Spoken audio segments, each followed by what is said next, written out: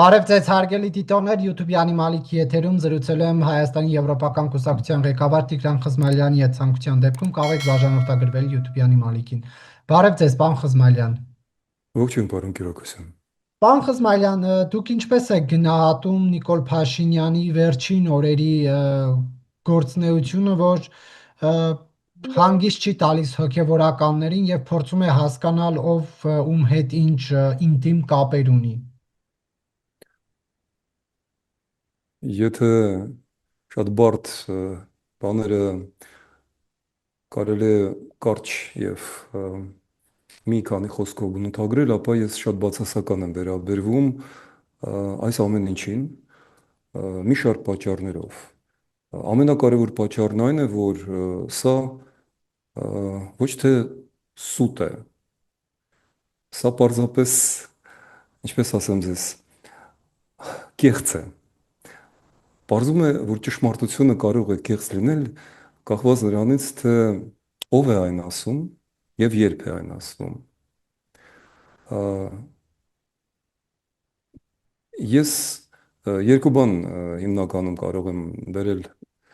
ապացուցելու համար իմ թեզը։ Առաջինը այն է, որ ա, իրավական տեսակետից Հայաստանի Սահմանադրության 17 եւ 18-րդ հոդվածները, որոնք վերաբերվում են Հայաստանի առաքելական եկեղեցու կամ ընդհանրապես կրոնի ինստիտուտներին եւ պետության հարաբերություններին, այնտեղ կա երկրորդ կետը 17-րդ հոդվածի, որտեղ պարզ ու կարճ հստակ ասվում է. Հայաստանի Հանրապետությունում եկեղեցին անջատված է պետությունից։ Սա նշանակում է նաև, որ պետությունն էլ է անջատված եկեղեցուց։ Սա այն, ինչ վերաբերում է հարցի իրավական կողմին, որովհետև ինչպես անընդունելի եմ համարում եկեղեցու որոշ գործիչներից միջամտությունը վարչապետի կամ ցանկացած մարդու անձնական կյանք, որը պաշտպանված է նույն սահմանադրությամբ, այնպես էլ ու առավել եւս անընդունելի եմ համարում եւ շատ վտանգավոր պետության անձինս կառավարության գործադիր իշխանության ղեկավարի ոչ միայն միջամտությունը, այլ շատ ցածր էթիկական տեսակետից բառապաշարով միջամտությունը եւ դա միանգամյա պորտկում չէր, դա հետևողական, փաստորեն ծրագրված, նախագծված ինչ որ մի արշավ է եկեղեցու դեմ։ Եվ ժամանակը դրա համար ընտրված է շատ հետաքրքիր։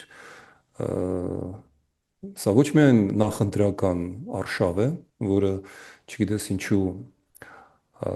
վարչապետը որոշել է եկեղեցուց սկսել, սա նաև կատարվում է միջազգային շատ լարված իրավիճակում, երբ մենք հենց նոր որպես ազգ եւ պետություն կորցրեցինք Եվրամիության անդամակցելու ճանապարհին հստակ քայլեր անելու հնարավորությունը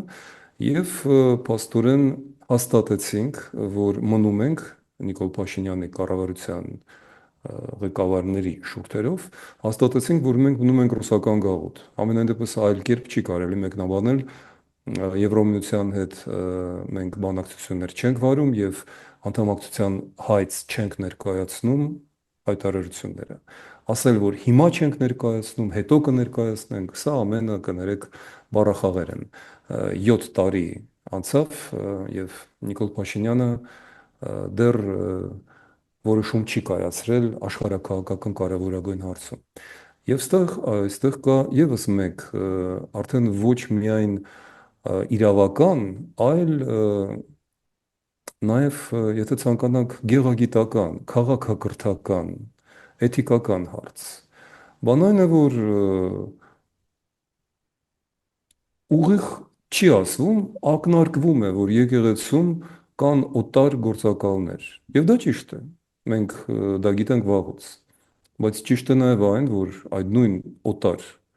երկրների, ավելի ճիշտ մեկ երկրի գործակալները կան եւ Նիկոլ Փաշինյանի կառավարության կազմում։ Եվ դժվար թե նա առարկի դա։ Կա ազգային ժողովում դրանցից մի մեծ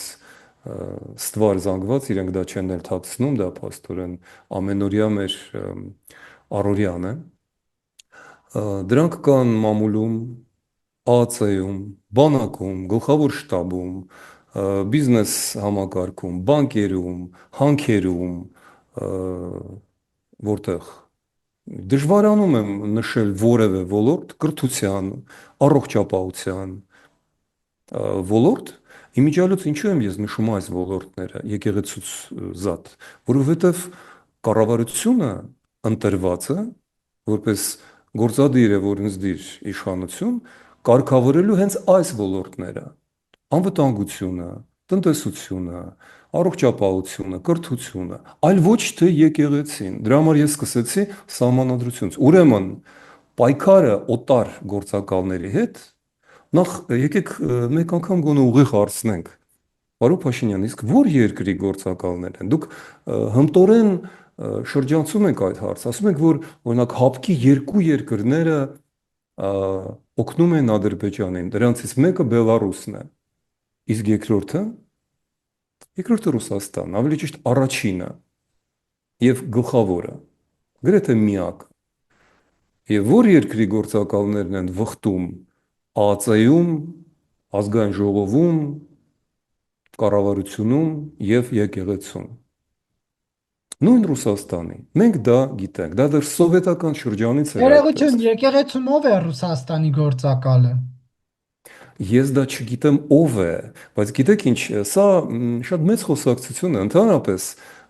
հիշենք, որ եկեղեցիները արգելված են սովետական միությունում եւ չեն գործում փաստորեն մինչեւ 1943 թվականը։ 42-43 թվականին Ստալինգրադի ծանրագույն մարտերի ընթացքում Ստալինը որոշեց նոր ալիք բարձրացնել հայրենասիրության եւ ոչ միայն թույլ տվեց, այլ հաստատեց իր հատուկ կոնդակով, հրամանով, որ այսուհետ գործում են եկեղեցիներ, օրինակ ռուս ուղղափառ եկեղեցին 43 թվականին կարծեմ սկզբին չեմ հիշում օրերը, դա իմ մասնագիտությունը չէ, բայց կարելի է հեշտ ստուգել։ Հիմնադրված էր Ստալինի Գերագույն խորհրդի սովետական միության որոշմամբ։ Նույնը վերաբերում է բոլոր այլ եկեղեցիներին՝ ուկրաինական, վրացական, հայկական։ Այնպես չէ, որ իրենք գոյություն չունեին։ Իրենք պարզապես օրենքից դուրս էին, օրինական դաշտից դուրս էին։ Իրենք ոչ միայն օրինականացվեցին, այլ այդ պահից ի վեր սովետական իշխանությունը ճիշտ այնպես վերահսկում էր եկեղեցին, ինչպես վերահսկում էր օրինակ գրողների միությունը, ինչպես վերահսկում էր համալսարանները, մատենադարանը, ցանկացած լուրջ հիմնարկ, դպրոցից, մանկապարտեզից, մինչև բանակ, մինչև ինչ ասեք, այդ թվում նաև եկեղեցին, բայց ես նորից եմ կրկնում, այստեղ կա մեծ տարբերություն Հայաստանի սահմանադրությամբ եւ ոչ միայն Հայաստանի։ Եկեղեցին անջատված է պետությունից։ Ուստի պետության ղեկավարը գործ չունի եկեղեցական գործերի մեջ խառնվելու։ Ահա ինչ պետք է ասել եւ կրկնում եմ, մարդիկ ովքեր արդարացնում են Նիկոլ Փաշինյանի այս անթույլատրելի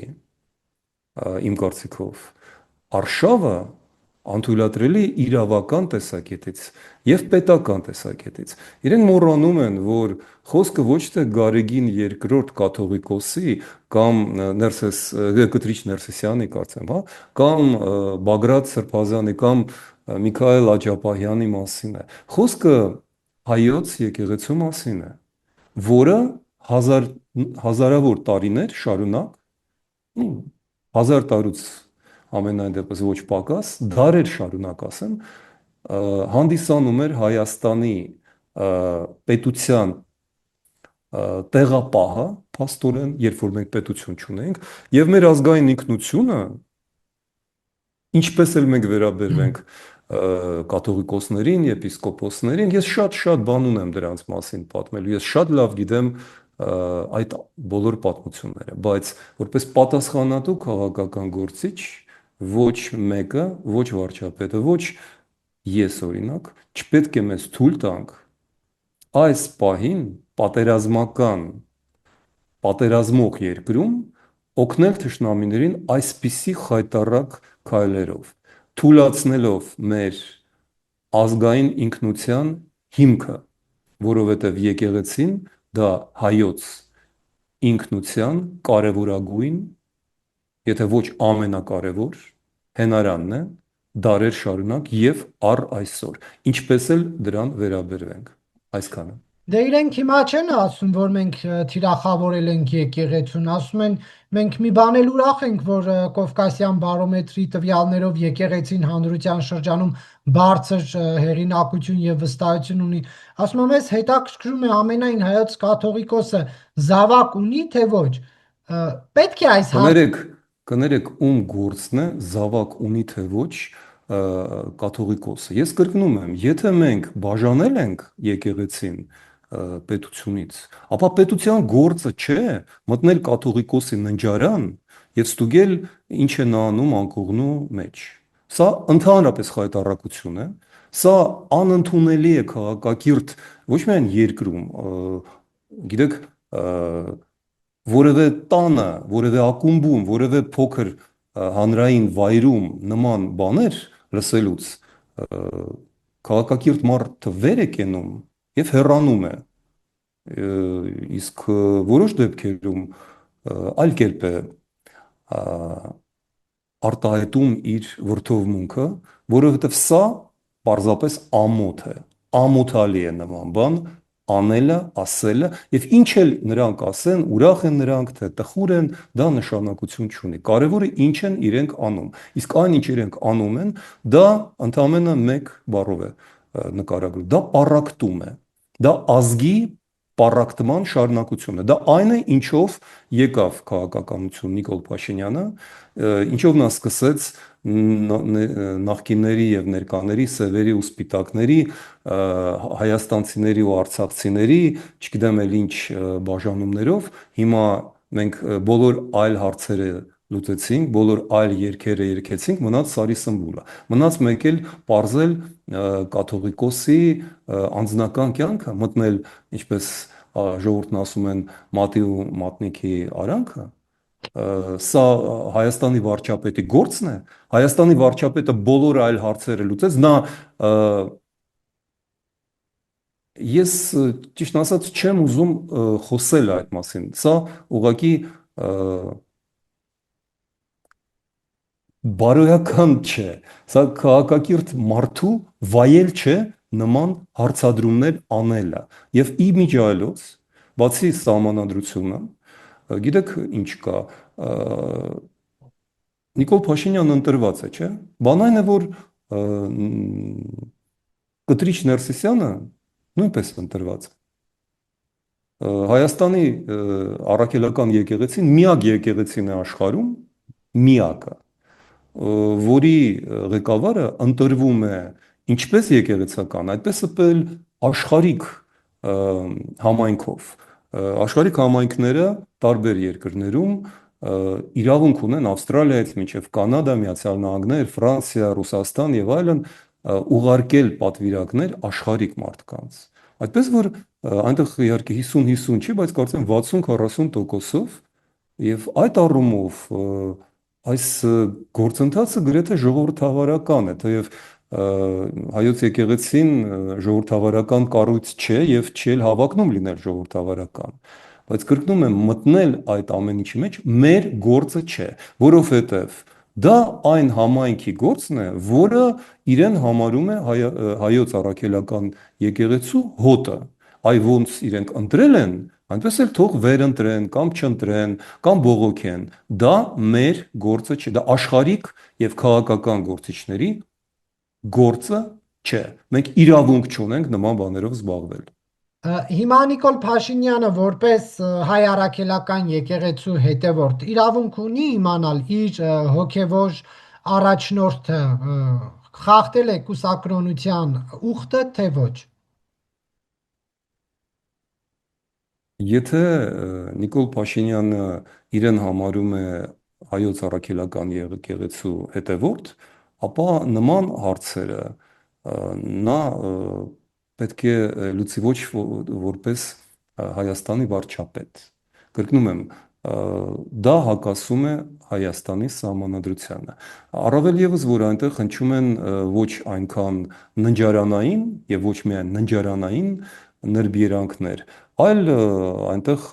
արդեն տնտեսական աստառներ են հնչում հարկելու մասին։ Կներեք, դա էլ է օրենսգրքում նախատեսված եկեղեցին ազատված է հարկ վճարելուց, լավ է դա թե վատ է ուրիշ հարց է։ Ես պարզապես մի բան չեմ ուզում հասկանալ, ժողովուրդը այդքան միամիտ է։ Մենք չենք գիտակցում, հա, ոնց որ այդ ինչու հանկարծ արթնացան մարդիկ եւ սկսեցին զբաղվել կաթողիկոսի կամ ինչ որ եպիսկոպոսի անձնական կյանքով։ Սա է Հայաստանի Հանրապետության կարևորագույն խնդիրը 2025 թվականին։ Ինձ թվում է, որ սա ուղիղ տեղեկատվական սադրանք է եւ ես ոչ ինքս չեմ ուզում ենթարկվել եւ շարունակել այդ սադրանքը սնել, ոչ էլ կցանկանայի իմ խոսքերով կամ հարցազրույցներով դրան շարունակություն տալ։ Ես համարում եմ, որ դա ուղղակի պետք է մերժել որպես վերին աստիճանի անբարոյական եւ իրավունքի տեսակետից անընդունելի ապօրինի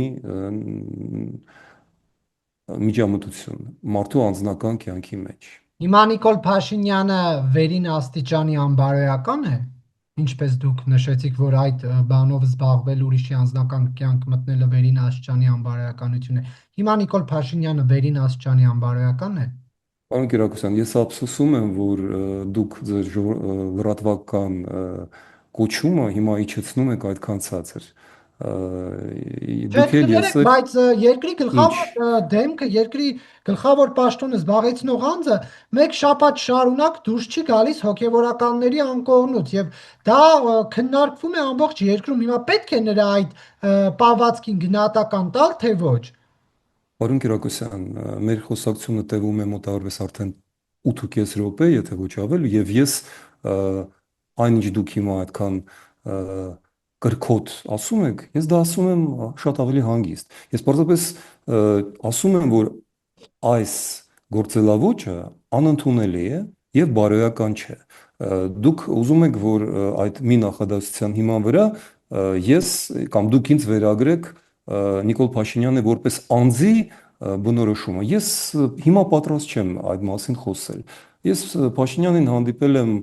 մոտավորապես 10 անգամ կյանքումս, ամիսը 1 2021-ից մինչև 23 թվական գուցե 15 անգամ։ Մենք միասին այդքան երկար ճանապարհ չենք անցել։ Նա պատերազմի դաշտում կամ արվեստագետների շրջանակում ինձ չի հանդիպել, այդպես որ ես գիտեմ այնքան նրան, որքան էլ դուք գիտեք որպես լրագրող։ Բարոյական է նա, թե բարոյական մարդ չէ, կրկնում եմ, դա տվյալ դեպքում քաղաքական կատեգորիա չէ։ Ես ընդհանրապես ասում եմ որպես քաղաքական կուսակցության ղեկավար, որ Հայաստանի եվրոպական կուսակցության տեսակետից սա անընդունելի է, անօրինական է եւ բարոյական չէ։ Ես կոչ եմ անում ընդհատել, վերջացնել, բեկանել, ավարտել այս ամոթալի արշավը, որը ուղղված է Հայաստանի հայոց պետության, հայոց եկեղեցու, հայ ժողովրդի ամենակարևոր եւ հիմնական արժեքների դեմ։ Եվ դա պառակտում է ազգը։ Այդ դա ինձ համար շատ ավելի ծանր մեղադրանք է, որը ես արդեն երկրորդ անգամ հնչեցնում եմ, քան բարոյական գնահատական տալը, որովհետև ես ինձ իրավունք չեմ վերապահում մարդկանց տալ բարոյական գնահատական որպես անձի։ Ես կարող եմ ասել, որ այս արարքը ինձ թվում է սխալ, եւ ես դա ասում եմ։ Այդ դեպքում պետք է ընդհանրապես օրակարգում տրվի այն հարցի պատասխանը, կան հոգևորականներ, որոնք խախտում են կուսակրոնության ուխտը, թե ոչ, թե դա դրան պետք է չանդրադառնալ, պետք է դրա կողքով անցնել եւ չտեսնելու տալ։ Այս դեպքում այդ խնդիրը ինչպես պետք է լուծվի։ Պարոն Կիրակոսյան, դա եկեղեցու ներքին հարցն է։ Դա իրենց ինքնամաքրման հարցն է։ Այն, որ եկեղեցին, հայոց եկեղեցին խորասուզված է անչափ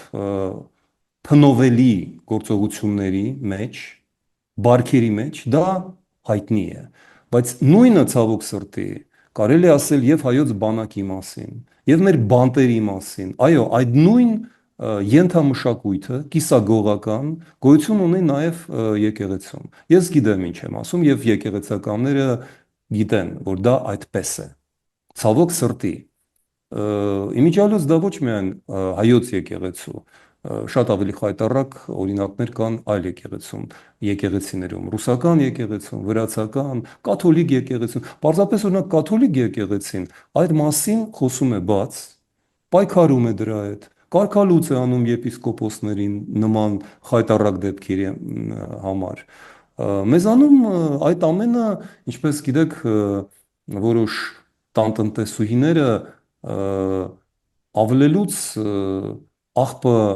գորգի տակ են լցնում եւ այդ աղբը չի վերանում, աղբը փտում է։ Մենք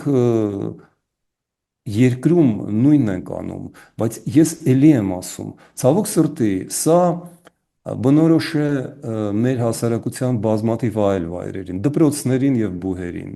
բանակին եւ բանտին, եկեղեցին այնպիսի նույնպիսի մաս է հասարակության, ինչ նաեւ այդ բոլորը, բայց այստեղ կա մեծ տարբերություն։ Նիկոլ Փաշինյանը պարտավոր է, նա կոչված է, նա աշխատավարձ է ստանում նրա համար, որ մեր բանակում եւ մեր բանտերում, մեր դպրոցներում եւ հասարակական վայրերում այդ գողական բարքերը չլինեն։ Նա դրա համար ունի դատարաններ, դատախազներ, ոստիկանություն, հատուկ ծառայություններ։ Եկեղեցին նրա գործը չէ, որովհետև ըստ սահմանադրության 17 եւ 18-րդ հոդվածների եկեղեցին անջատված է։ Ու այսինքն Նիկոլ Փաշինյանը թողած իր գործը զբաղվում է ուրիշի գործով, սա մեկ։ Եվ երկրորդը, նա ոչ մի բանով այս 7 տարվա ընթացքում չի մաքրել սեփական կառավարության, սեփական ոլորտների, ազգային ժողով լինի դա, մամուլ լինի դա, բանակ, գլխավոր շտաբ, նա չի մաքրել ռուսական գործակալների այնտեղից, գողականներին այնտեղից, գողերին այնտեղից, նա չի լցրել բանտերը օլիգարխներով, ոչ, նա շատ լավ լեզու է գտել նրանց հետ եւ այս ամենը ընդհանրապես նշանակում է, որ նա գտել է մի նոր թիրախ ժողովրդի ուշադրությունը շեղելու համար, բայց հանուն դրա նա վտանգի է ենթարկում մեր ազգային ինքնության հիմքը։ Սա նույնն է, ինչ մարդ փորձի ձվածեղ պատրաստելու համար այրել տունը։ Այ հիմա Նիկոլ Փաշինյանը իր տնական ձվածեղ պատրաստելու համար փորձում է հրկիզել մեր տաճարները, որոնք իհարկե շատ հեռու են կատարյալ լինելուց, բայց հրկիզել նրանց պետք չէ, մաքրել է պետք, բայց դա իր գործը չէ։ Նա պետք է մաքրի ուրիշ տեղերը։ Պարոն Խզմայլյան, Այո, Նիկոլ Փաշինյանը Երևանի Պետական Համալսարանում հանդիպել է ուսանողների հետ եւ հանդիպումը փակ է եղել ժողովրդավար Հայաստանում մամուլի ազատության առումով 34-րդ տեղը զբաղեցնող Հայաստանում հնարավոր չի եղել լրատվամիջոցների կողմից ուղիղ լուսաբանել այդ իրադարձությունը եւ փակ հանդիպմանը մասնակցած ուսանողներից մեկը Ազատություն ռադիոկայանին փոխանցել է, որ վարչապետը ասել է հանձնարարել է հետաքննել կաթողիկոսի հարցը։ Սա դուք ինչպես եք մեկնաբանում, մենք գիտենք այն, դուք էլ նոր նշեցիք, որ եկեղեցին ու պետությունն անջատ են, Սահմանադրության 17-18-րդ հոդվածները դա արձանագրում են եկեղեցու եւ պետության անջատ լինելը։ Նիկոլ Փաշինյանի կողմից նման հանձնարարական տալը ինչ է նշանակում։ ես ստիպված եմ կրկնել այն, ինչ ասել եմ։ Նիկոլ Փաշինյանը ձախողել է բարեփոխումները իրեն վերաբերվող ոլորտներում եւ մարդկանց ուշադրությունը փորձում է շեղել այլ ուղղությամբ։ Տեսեք ոչինչ, որ ինձ մոտ չի ստացվել, տեսեք ոչինչ, որ իմ պատասխանատվության գոտիում ամեն ինչ ձախողված է, բայց կա եւս մի տեղ, այ նայեք հարևանների մոտ այնտեղ ավելի վատ է։ Այնտեղ ը, ը, արտամուսնական երեխաներ կան, այնտեղ ը, կուսակրոն չկա, կրկնում եմ, դա ձեր գործը չէ։ Զբաղվեք ձեր գործով։ Չեք կարող զբաղվել ձեր գործով։ Շեղում եք մարդկանց, որ իրենք չասեն, լսի, իսկ ինչ կապ ունես դու եկեղեցու հետ։ Քո տանը ամեն ինչ մաքուր է։ Մենք հիմա բառացիորեն անում ենք այն ամենը, ինչի մասին մեր առակներում է ասում, ոչ միայն մեր բոլոր աշխարհի բոլոր ժողովուրդների առակներում, սեփական աչքում գերան չես տեսնում, ուրիշի աչքում փուշ ես նկատել։ Ա, Ինչի մասին է ընդհանրապես խոսք։ Հասկանում եք, մենք կարևորագույն իրադարձությունները մի կողմ թողած զբաղվում ենք երկրորդական, երրորդական բաներով։ Ինչ որ մեկի համար դա նորություն է։ Գիտեք, ես 2000 թվականին, երբ որ նկարանում էի 1999 թվականին 2000 ձմռան գարնանը իմ առաջին մեծ լիամետրաժ ֆիլմը, որը կոչվում էր Օդից թեթև,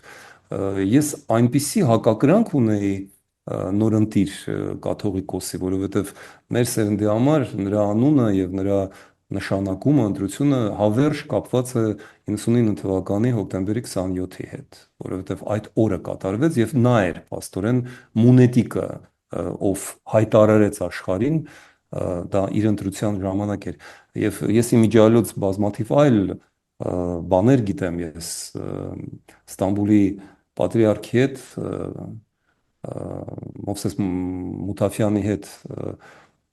տարիներ հետո արդեն 2004 թվականին խոսում է եւ նա պատմում է ինձ, որ երեք այլ կաթողիկ պատրիարքները Երուսաղեմի Կիլիկիո եւ նա որպես Կոնստանտինոպոլիսի պատրիարք նրանք դեմ էին Կտրիչ Ներսիսյանի ընտրությանը Գարեգին երկրորդի եւ նա պետք է կարդար այն երկտողը կամ հայտարարությունը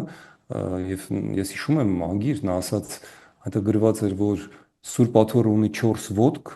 եւ չի կարող մեկ ոտքի վրա կայուն մնալ երեք ոտքերը մենք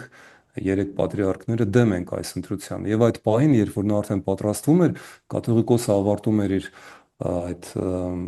առաջին նախաբան հանդիսացող ճառը երբ նրան մոտեցավ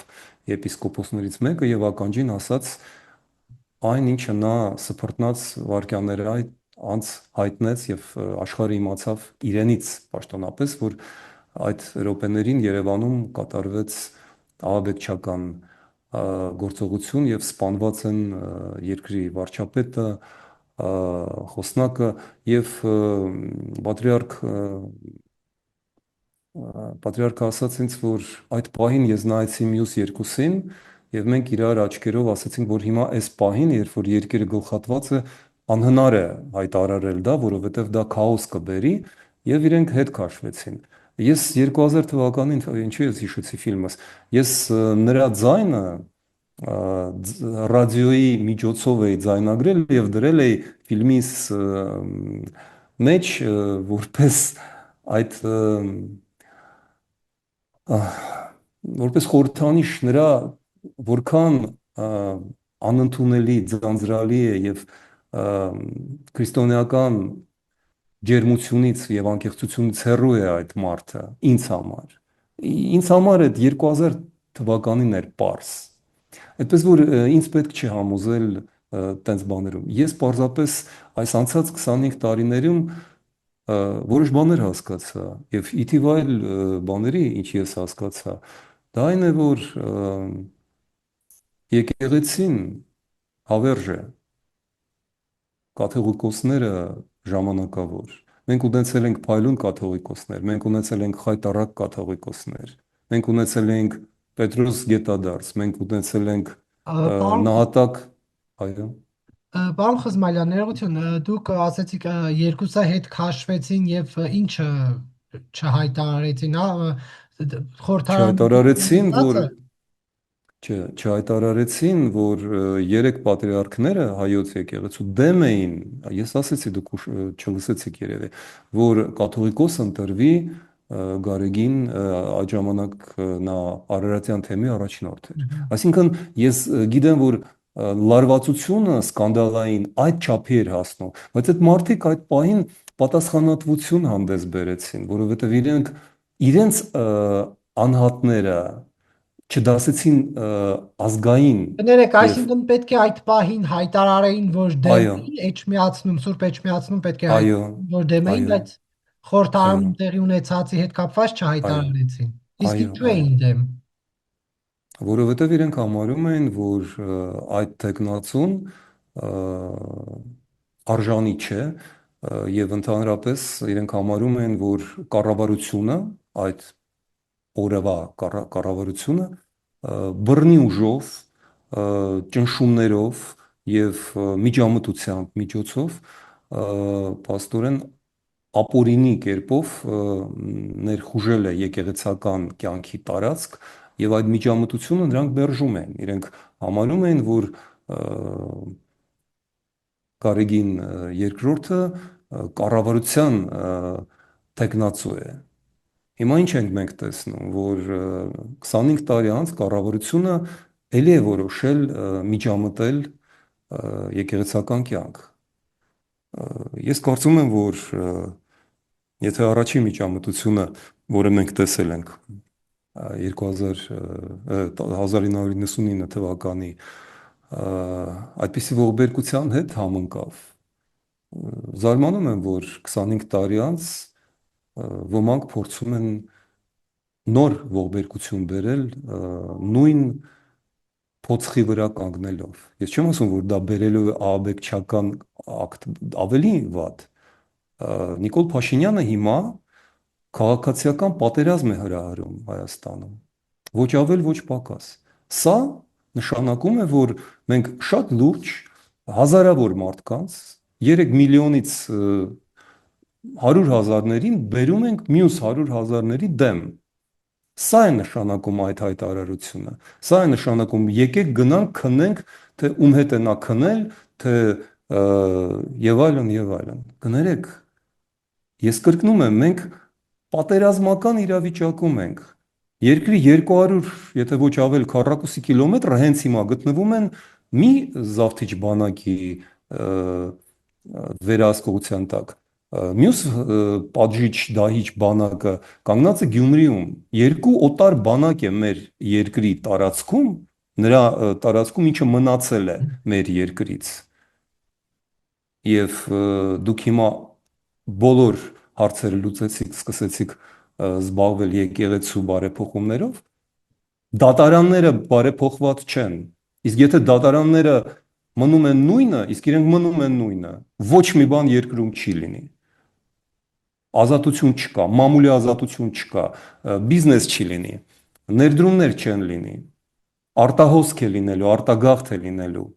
որովհետև օրենք չկա, որովհետև դուք օրենք եք ընդունում եւ 2 ամիս անց հայտարարում եք, որ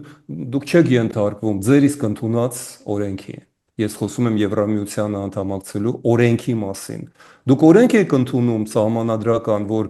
եկեղեցին անջատված է պետությունից եւ պետության ղեկավարը, փաստորեն, վարչապետը միջամտում է եկեղեցու կյանքի եւ եկեղեցականների անձնական կյանքի մեջ։ Օրենք չկա։ Իսկ դուք ոչ թե Նարեկ Կիրակոսյան նկատի ունեմ։ Ես նկատի ունեմ այն տարօրինակ ալյանսը, որը հիմա հավաքվում է այդ շատ վտանգավոր թեզի շուրջը։ Կրկնում եմ, սա քաղաքացիական պատերազմի վտանգ է պարունակում իր մեջ։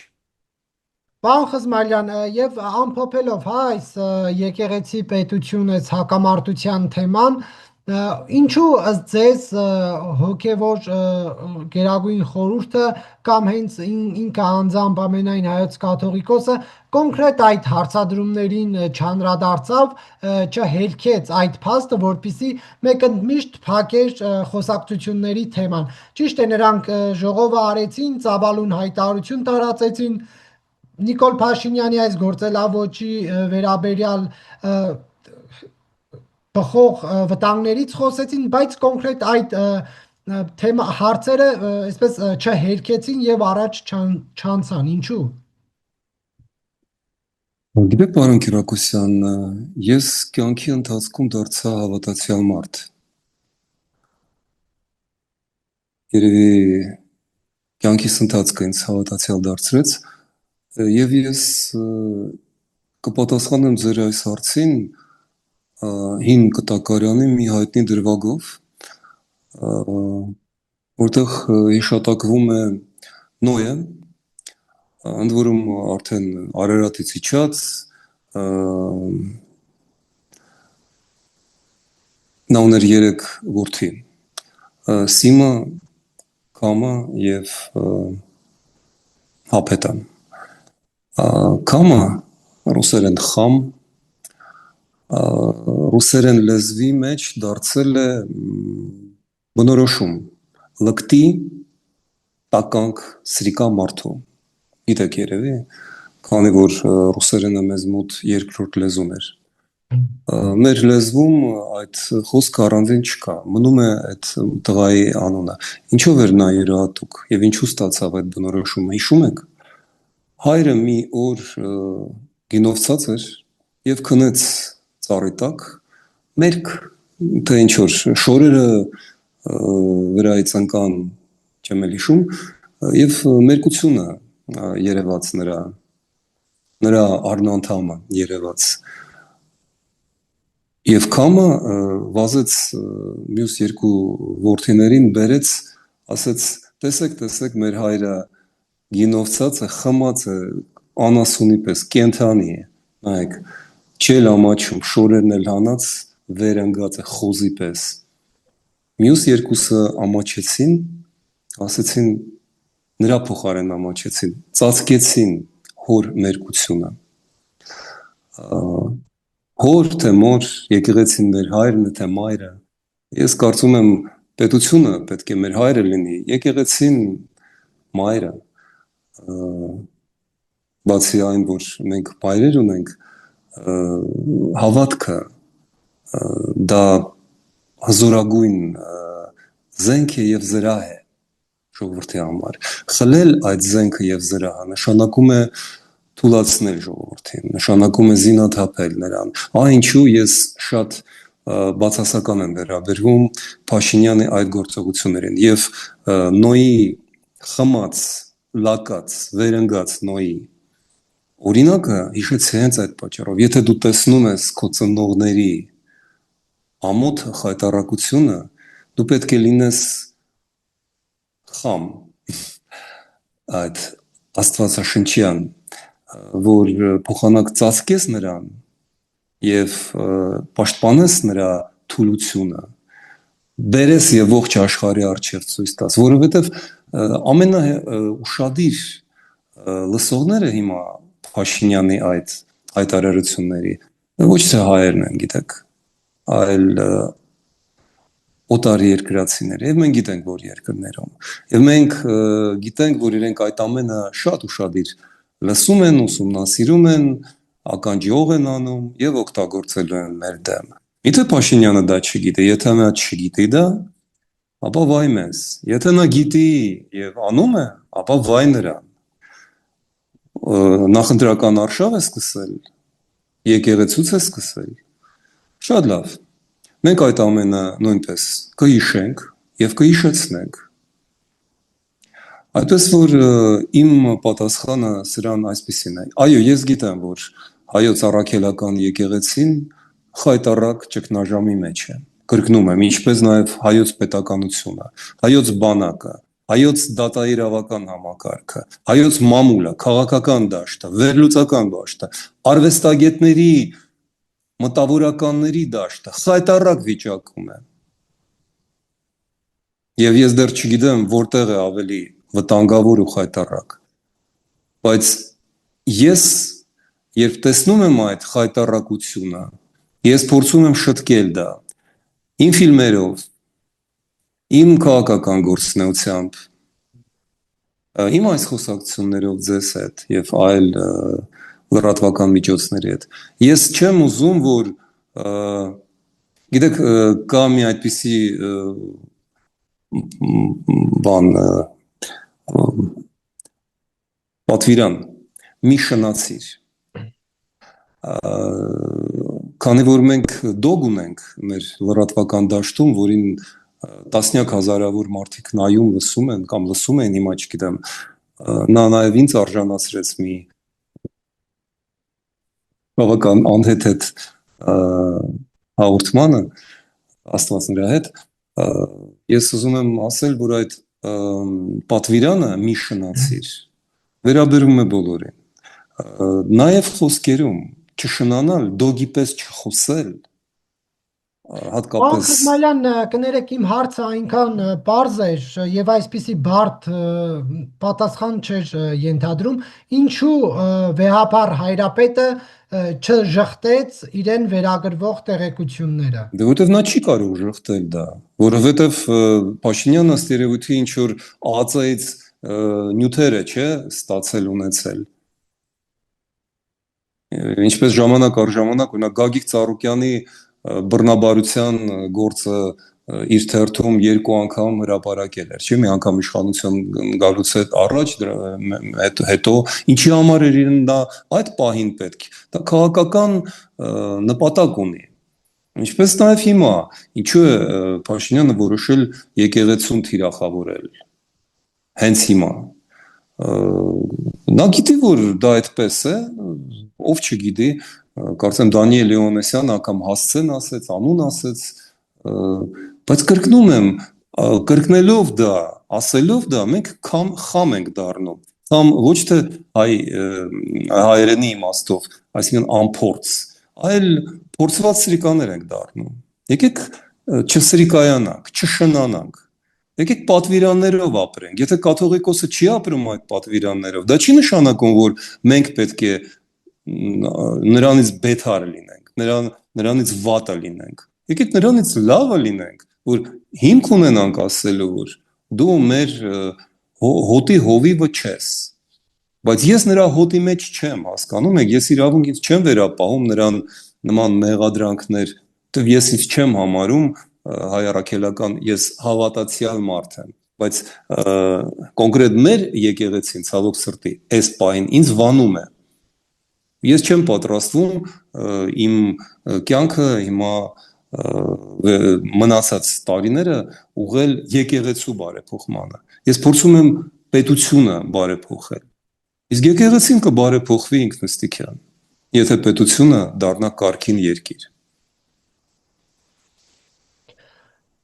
Պարոն Խզմալյան, այլ թեմաների անդրադառնանք։ Ֆրանսիան պատվո հյուպատոսարան բացեց Գորիսում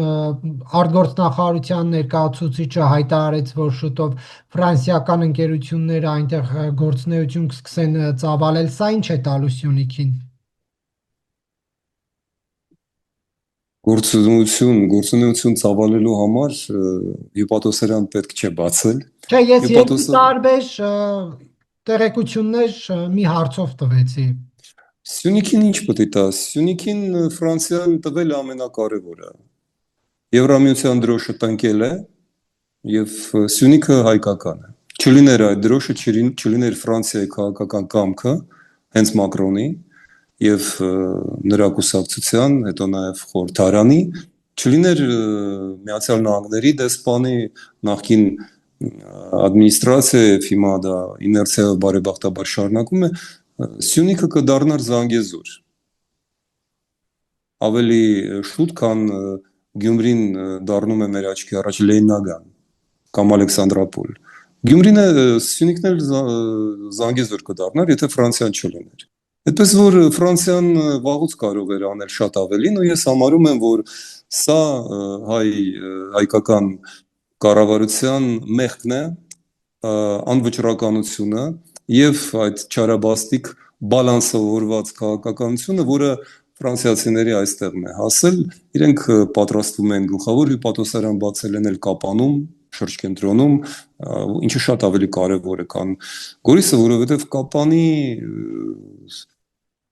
Արվարձաններում թուրքական զավթիչներն են կանգնած։ Կապանը ապրում է թուրքական ավտոմատների թիրախների տակ։ Իսկ Գորիսը մի փոքր ավելի բարվոք տեղ է եւ այնտեղ բացվեց փաստորեն խորհրդանշական մի մշակույթի կենտրոն, ոչ ավել, ոչ պակաս։ Այնտեղ պետք է լինի ֆրանսիական ռազմաբազա։ Մենք դա կանենք։ Հայաստանի եվրոպական կուսակցությունը կապահովի Սյունիքը ֆրանսիական ռազմաբազայով։ Եվ կա այդ այսպես կոչված միջանցքի վտանգը, թե ոչ։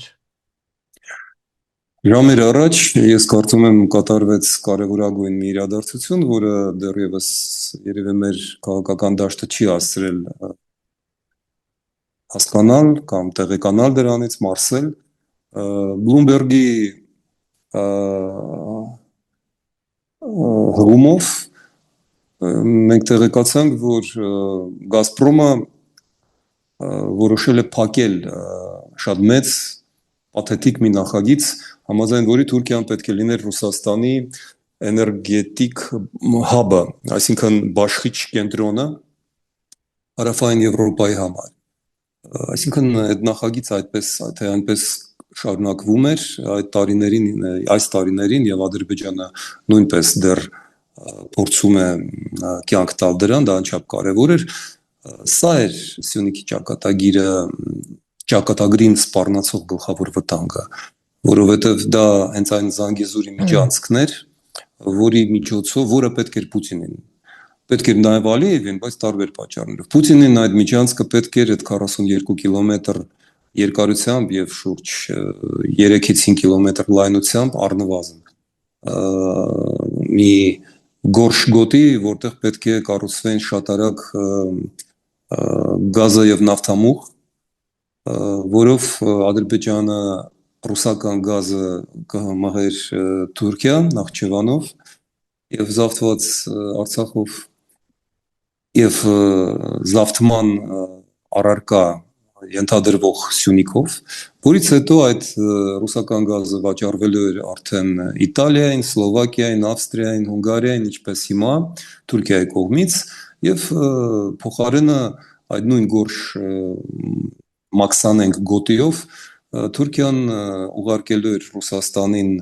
էլեկտրոնիկա, որը հավաքում է գերմանական հիմնականում լիցենզիաներով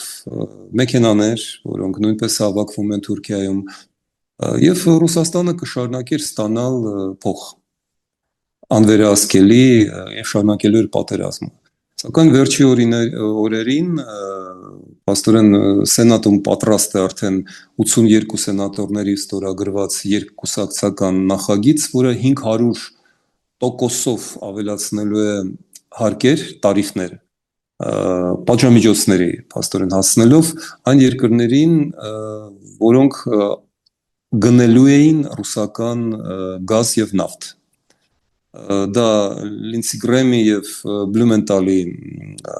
հանրապետական եւ դեմոկրատական կուսակցությունների նախագիծ էր, որը փաստորեն մոտորերս ընդունվելու է, բացի դա Եվրամիությունը 50 եւ անգամ $45 կամ եվրո, այդ դեռ չգիտեմ, մեկ բարելի, այսինքն մեկ տակառ նավթի դիմաց է որոշել սահմանել ռուսական նավթի գինը։ Այդ երկու հարվածները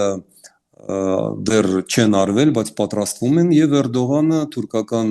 հեռատեսությամբ հասկացավ, որ ժամանակն է գցել ռուսներին եւ գցեց ռուսներին։ Սա մեզ համար շատ կարեւոր բան է, անչափ կարեւոր, որովհետեւ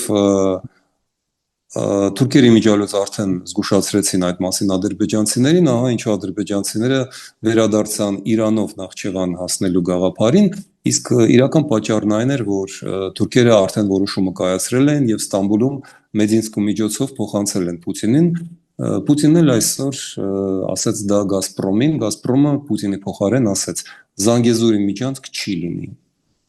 Սա ամենակարևորն է։ Չի լինի նաև Փաշինյանական խաղաղության խաչմերուկը։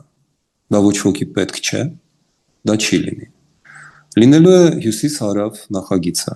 Հնդկաստան-Իրան, Հայաստան-Վրաստան-Սևծով, Ուկրաինա, Արևմտյան Եվրոպա։ Սա է լինելու, եւ սա երևի այս օրվա, անցնող օրվա ամենակարևոր լուրն է։ Մայիսը մենք կորցրեցինք որպես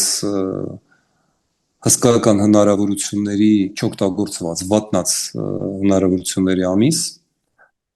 Հունիսը սկսվեց շատ լավ։ Այս լուրը շատ ոգևորիչ է։ Տեսնենք ինչպես կկարողանա փչացնել այն հայկական իշխանությունը, որը մեծ տաղանդ ունի փչացնելու բոլոր լավ հնարավորությունները։ Շնորհակալություն, պարոն Խզմալյան, հարցազրույցի համար։ Ես էլ եմ շնորհակալ, պարոն Կիրակոսյան։